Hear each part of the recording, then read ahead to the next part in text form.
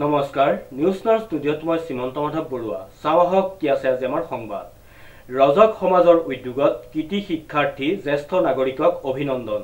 news নাৰ এক report ৰজক সমাজৰ উদ্যোগত কৃতি শিক্ষাৰ্থী জ্যেষ্ঠ নাগৰিকক অভিনন্দন যোৰহাটৰ অনুসূচিত জাতি ৰৰৈয়াৰ ৰজক সমাজৰ উদ্যোগত বৃহত্তৰ যোৰহাট ৰজক সমাজৰ জ্যেষ্ঠ নাগৰিক সমাজ সেৱক আৰু কৃতি ছাত্ৰ ছাত্ৰীৰ এক বিশেষ অভিনন্দন অনুষ্ঠান আজি যোৰহাটৰ বৰবেটা দুৰ্গা পূজা মন্দিৰ প্ৰাংগণত সম্পন্ন হয় এই অনুষ্ঠানত মুখ্য অতিথি হিচাপে অনুসূচিত জাতি পৰিষদ অসমৰ প্ৰাক্তন সভাপতি তথা যোৰহাট জগন্নাথ বৰুৱা মহাবিদ্যালয়ৰ প্ৰাক্তন মুৰব্বী অধ্যাপক ইন্দেশ্বৰ দাসে কয় যে শিক্ষা মানৱ জীৱনৰ অবিচ্ছেদ্য অংগ শিক্ষাৰ অবিহনে মানৱ জীৱন অসম্পূৰ্ণ জীৱনৰ বিভিন্ন স্তৰত মানুহে অৰ্জন কৰা শিক্ষাই মানৱ জীৱনক সমৃদ্ধ কৰে মানুহে বিদ্যালয়ৰ শিক্ষাৰ উপৰি সমাজ পৰিৱেশৰ পৰা শিক্ষা আহৰণ কৰে আমাৰ সমাজৰ অবিচ্ছেদ্য অংগ হৈছে ৰজক সমাজ এই সমাজে আমাৰ ভাষা সংস্কৃতিৰ উত্তৰণৰ ক্ষেত্ৰত বিশেষ ভূমিকা গ্ৰহণ কৰি আহিছে এই অনুষ্ঠানত আমন্ত্ৰিত অতিথি হিচাপে বিশিষ্ট সমাজসেৱক অনন্ত দাসে কয় যে ৰজক সমাজ সুশৃংখলিতভাৱে আগবাঢ়ি গৈ সমাজখন সুচাৰুভাৱে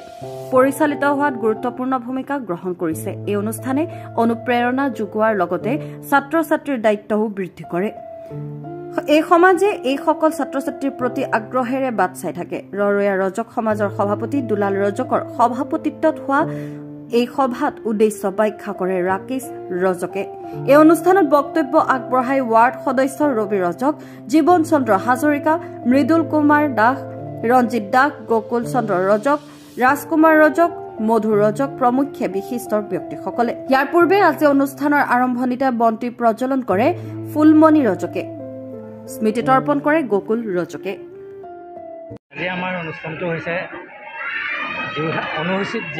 জাতি যোৰহাট জিলাৰ ৰৰৈয়া সমাজ আৰু এই সমাজখনক মানে আমি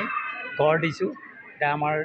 যিখিনি কৃত্ৰিম ছাত্ৰ ছাত্ৰীসকলৰ যিলোকে মেট্ৰিক আৰু হায়াৰ ছেকেণ্ডেৰী পাছ কৰি তেওঁলোকে ওলাইছে তেওঁলোকক আমি অভিনন্দন আৰু সম্বৰ্ধনা জনাবৰ কাৰণে এই মিটিংখন আমি পতা হৈছে আৰু তাৰ বাহিৰে আমি ধৰক আমাৰ নিজস্ব যিখিনি আৰু আমাৰ আশে পাশে থকা সকলো ৰাইজকে মই আন্তৰিক অভিনন্দন জনাইছোঁ যে আমাৰ মিটিঙত তেখেতসকল ধৰক আমাক লগ ভাগো দিছে আৰু ইয়াৰ জৰিয়তে আপোনালোকৰ টিভি চেনেলক মই অভিনন্দন জ্ঞাপন কৰি আৰু মোক ভাল লাগিছে যে আপোনালোক আহি যে আমাৰ যিখিনি পৰিৱেশ আমি যেনেধৰণৰ ৰজক সম্প্ৰদায় অনুসূচিত জাতি সম্প্ৰদায়ক আমি 16টা কাষ্টৰ ভিতৰত আমিও ৰজকো এটা এই অনুসূচিত জাতি কাষ্টতে পৰোঁ সেইকাৰণে আমাৰ মাজত অনুসূচিত জাতি পৰিষদৰ আছে আৰু আমাৰ যিখিনি আমি সকলক মাতিছোঁ ইন্দেশ্বৰ দাস ডাঙৰীয়া ডক্টৰ ইন্দেশ্বৰ দাস ডাঙৰীয়া আছে আমাৰ হিতেন গোস্বামী ডাঙৰীয়া বিধায়ক আছে তেখেত আহিব সেই তেনেধৰণে আমি ধৰক কিছুমান সামৰি লৈ পেলাই আৰু যাতে আমাৰ উন্নতি ভৱিষ্যত এটা হয় উজ্জ্বল হয় আৰু সেইকাৰণেই আমি এইখন পতা হৈছে আৰু 18 যোৰহাট ভিত্তিত ধৰি 16জনক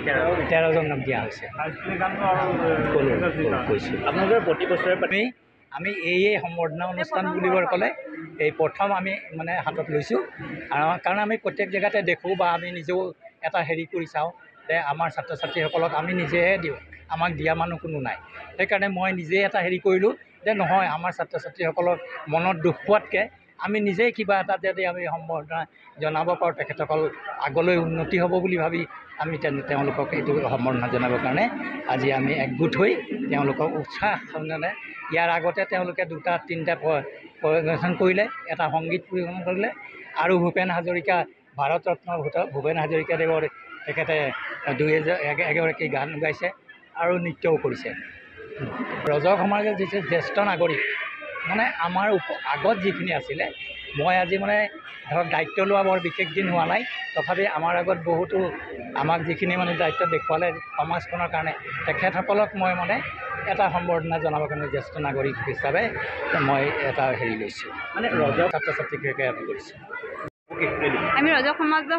সমাজৰ সমিতিয়ে যিখন অনুষ্ঠান পাতিছোঁ অনুষ্ঠানখন অকল কৃতি ছাত্ৰ ছাত্ৰী বুলি নহয় যিমানখিনি ষ্টুডেণ্টে পাছ কৰিছে মেট্ৰিক এণ্ড হায়াৰ ছেকেণ্ডেৰী তেওঁলোকক সকলোকে সম্বৰ্ধনা জনোৱা হৈছে আৰু ৰজক সমাজৰ ছাত্ৰ ছাত্ৰীসকলক আৰু বয়োজ্যেষ্ঠসকলকো সম্বৰ্ধনা জনোৱা হৈছে যাতে তেওঁলোকে উজ্জ্বল ভৱিষ্যত কামনা কৰিব পাৰে আৰু তেওঁলোকৰ ভৱিষ্যত উজ্জ্বল হওক বুলিকে আমি তেওঁলোকক আগবঢ়াই নিবলৈ এই অনুষ্ঠানটো কৰা হৈছে